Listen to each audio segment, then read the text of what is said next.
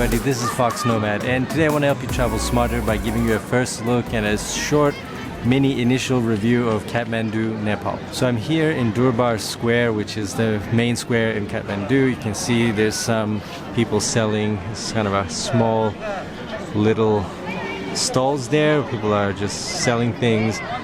There's another temple over there, which I'll show you right now. So I've just been walking around today and I had some initial thoughts that I wanted to share with you. So starting off, if you're wondering about the mask, that is not due to coronavirus. That's because of the just amount of dust that's in the air. So after the earthquake a few years ago, there was a lot of buildings collapsed, which means now there's a lot of rebuilding and construction and just a lot of dust in the air.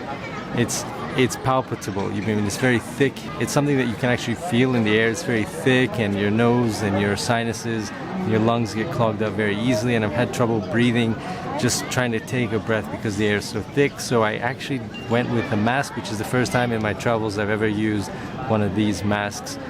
There are a lot of cars on the streets. There are a lot more cars than people on the street. So when you're walking around, it's mostly cars and motorbikes that you have to worry about. It's not so many people on the streets. It's not quite as crowded as I was expecting, but this is the winter time. It's the end of January, so there are not a lot of people that are traveling here. So there aren't as many tourists, meaning the streets aren't as full of people, so it's a little bit easier to get around. And as far as hawkers and people coming up to you, there's very few of them actually. I mean, walking here from where I'm staying in Tamil is about a 20-minute walk. So from that part of town here is about a 20-minute straight shot walk, which is a really easy walk.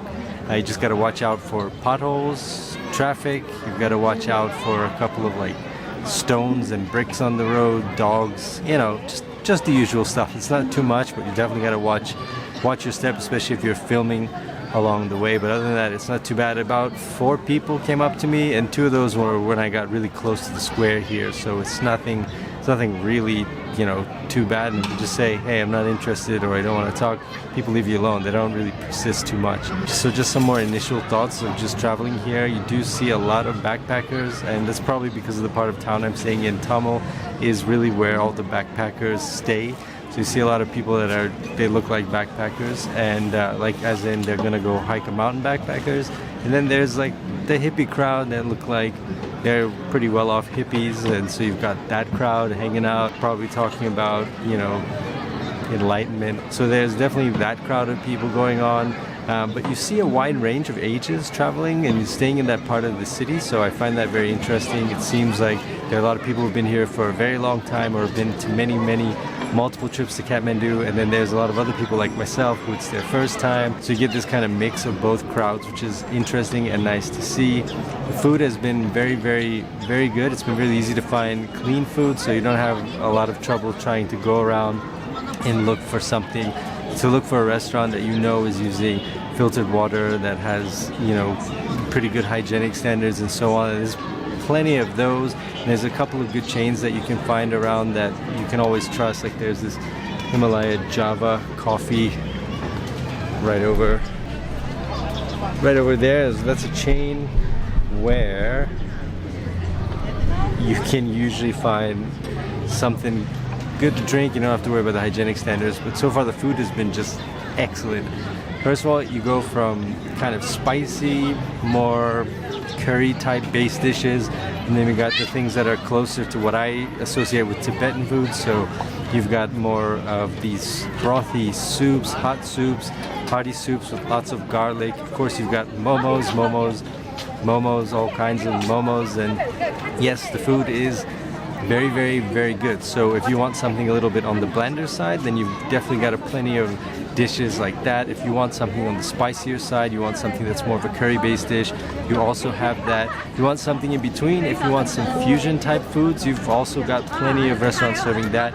If you eat meat, you're in luck. Lots of good meat dishes. If you're vegan, in luck, lots of vegan dishes. If you're vegetarian, sometimes lots of dishes there. So there's a lot of different variety of food. There's also a lot of different flavors of food, which I quite enjoy.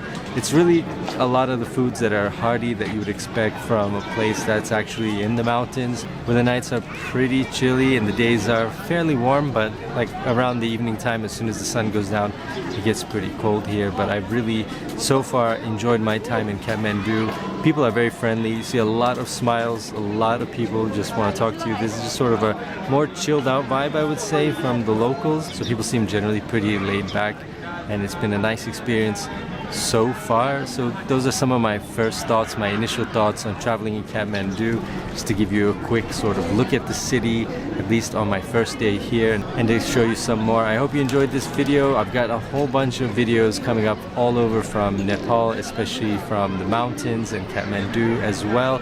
So make sure you hit the like and subscribe button down below so you don't miss any of those. Thanks very much for watching, and I will see you in the next video.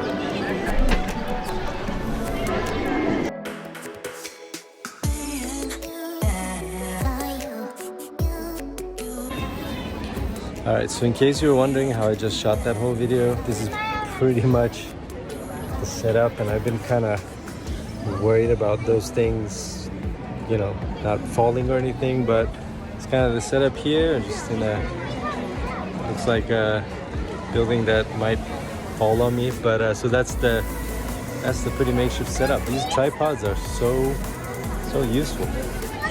Alright, bye.